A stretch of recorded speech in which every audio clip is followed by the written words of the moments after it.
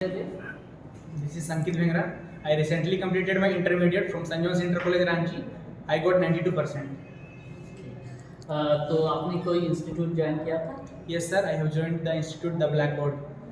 The black board में आपका सफ़र कैसा रहा? सर हम यहाँ 1 साल के लिए पढ़ाई किए, तो मेरा यहाँ जो एक्सपीरियंस रहा वो इस तरह से शुरू हुआ कि यहाँ के जो टीचर्स हैं वो ज़्यादा ही सपोर्टिव हैं।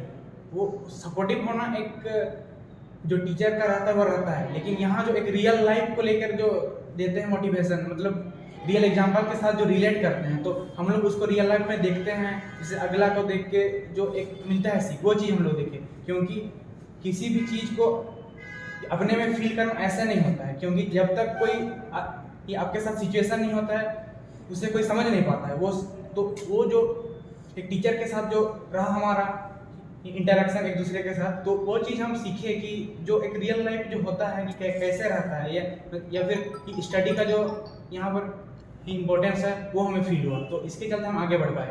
ओके, तो आपका पढ़ने का क्या शेड्यूल था? आप कैसे पढ़ाई करते थे? सर हम 12 साल हॉस्टल में गुजारे, मतलब LKG से हॉस्टल में रहे। तो जो फर्स्ट साल था मेरा आफ्टर 10th वो था, मतलब एक लॉकडाउन आवर हो गया, तो उस टाइम पे हम खुद को जांच नहीं पाए कि क्या करना चाहिए। तो मेरे पास था 1 साल, तो जो फर्स्ट साल का जो फर्स्ट महीना था तो उसमें मेरे लिए थोड़ा सा रूटीन बनाना इजी नहीं था। तो जैसे ये अपने ट्यूशन हम जाते थे घर, तो ज़्यादा रेगुलर नहीं पढ़ते थे, तो अगर कोई दोस्त कॉल करके कुछ पूछ देता था डाउट कि इसको बता देना है, तो ये उसी में मेरा रिवीजन हो जाता है। फिर अगस्त के बाद थोड़ा सा जब एग्ज़ाम का जो एक आया कि हाँ एग्ज़ाम आना है, लिखना है, तो उसके बाद हम अपना रूटीन बनाना शुरू किए। तो क्या रूटीन बनाया सर जैसे यहाँ हमारा कम से कम 5:30 या 6:30 के करीब, कभी कभी 6:30 हो जाता था, तो उसको हम कर जाते थे। तो 7:30 या 8:30 तक अपना डिनर करके हम ऐसे रहते थे। फिर कभी कभी फ़ोन चला लेते थे। तो कभी कभी ये होता था कि सबसे पहले हम अपना होमवर्क देखते थे। सर होमवर्क में क्या होता था कि जैसे कुछ बना लिए, फिर अगर जैसे आज का टॉपिक जो हुआ, अगर वो चीज़ अगर हमें समझ में नहीं आया तो उसको देखते थे, और फिर अपने दोस्तों से भी करते थे कंसल्ट कि क्या करना है। तो कभी कभी लेट नाइट 1-2 बज जाता था कि उसको समझते समझते, क्योंकि वीडियोस भी लेते थे हेल्प के, प्लस सर कोई पूछना रहता था, तो सर जैसे बोलते थे पूछने के टाइम अगर पढ़ के आना है तो कम से कम खुद से भी ज़्यादा जानेंगे तो पूछने में भी ठीक लगता है, जाना इजी लगता है, इसलिए ज़्यादा प्रेफर करते थे खुद से वीडियोस भी देखना। ओके, तो आपने कहा कि आप हॉस्टल में ही रहे हैं शुरू से। Yes sir. तो पेरेंट्स इस 1 साल के बीच या आपकी इस पढ़ाई के दौरान पेरेंट्स आपको कैसे मोटिवेट? सर इस मतलब 1 साल के दौरान भी पेरेंट्स के साथ नहीं रहे, मतलब दीदी के साथ रहते थे, मतलब 1 सप्ताह दीदी के साथ 1 सप्ताह भैया के साथ। अच्छा, तो कभी कभी अकेले रहना पड़ता था, तो कभी कभी ट्यूशन ऐसे ही आ जाते थे। तो जैसे मम्मी पापा का ये रहता है कि ज़्यादा खाना पीना को लेकर टेंशन रहता है, हाँ। लेकिन मेरे पेरेंट्स में था कि ये हमेशा नेगेटिव पॉइंट पूछते थे।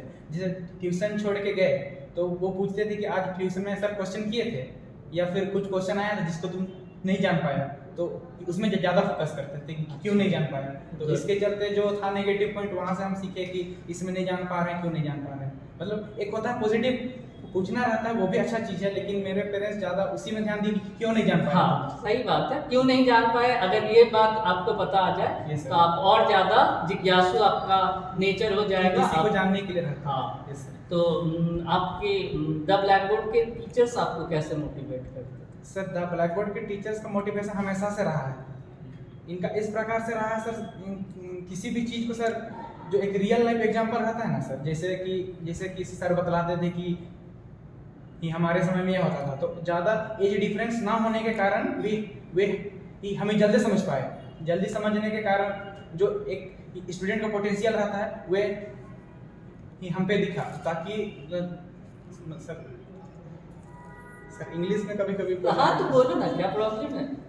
हिंदी वैसे फ्लुएंट नहीं। अच्छा ठीक है, तो आप इंग्लिश में बोलो, कोई प्रॉब्लम नहीं।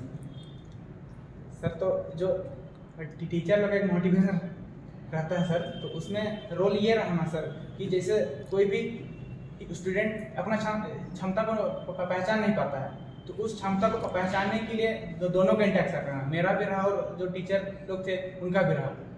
तो इस प्रकार से वे हमें आगे की ओर बढ़ाए। अच्छा, तो क्या आपने कोई टेस्ट सीरीज ज्वाइन किया था? ये सर टेस्ट सीरीज ज्वाइन किए थे सर, इसी इंस्टीट्यूट में था, ब्लैक बोर्ड में ज्वाइन किए थे। अच्छा, तो टेस्ट सीरीज में टेस्ट सीरीज देने के बाद आपको क्या फ़ायदा हुआ? सर जैसे टेस्ट सीरीज जब शुरू हुआ लागू हुआ तो उस समय हम लोग ज़्यादा स्टडी नहीं करते थे, बस जो सैटरडे का टाइम रहता था ट्यूशन के बाद बस देखते थे सिलेबस की ये टाइम आ रहा है, तो जैसे कुछ टॉपिक रहता था तो बस देख लेते थे कि इससे आ रहा है, इससे पढ़ना है, तो कुछ जो मेन पॉइंट्स रहता था बस उसको पढ़ के आते थे। क्योंकि सर भी बतलाते हैं कि पहले से प्रिपेयर रहना चाहिए, लेकिन कभी कभी हम लोग खुद में प्रिपेयर नहीं होते हैं, तो कम से कम थोड़ा सा पढ़ के भी कितना हम लोग कर सकें वो चीज़ भी हम लोग को पता चला। फिर बाद में जो फाइनल एग्जाम्स की तैयारी हो रही थी वो समय हम लोग टेस्ट सीरीज में ज़्यादा जोर दिए। तो कैसा रहा आपका जर्नी, ये जो आपने 12th का पढ़ाई किया, तो ये जर्नी आपका कैसा रहा? बहुत टफ था, बहुत इजी था, क्या था? सर मेरा जो लाइफ वो हमेशा हॉस्टल में बीता, तो हम फर्स्ट बार ऐसे खुला में रहे तो मेरा जो मन था फर्स्ट में थोड़ा मोड़ा इधर उधर भटका, लेकिन हम दोस्ती के चलते इस यहाँ आए, ट्यूशन में आए थे, लेकिन दोस्ती बाद में थोड़ा सा छोड़ना पड़ा था क्योंकि अपना पढ़ाई भी देखना था, प्लस सर लोग का बात भी था इधर उधर, इसलिए थोड़ा सा। अच्छा, तो आप अपने जूनियर्स को कुछ मैसेज देना चाहते हैं? सर जूनियर्स को बस ये मैसेज देना चाहेंगे कि जो आज पढ़ाई हुआ उसको आज ही पढ़िए, बाकी कोई दिक्कत नहीं हो। Okay, thank you. Thank you sir.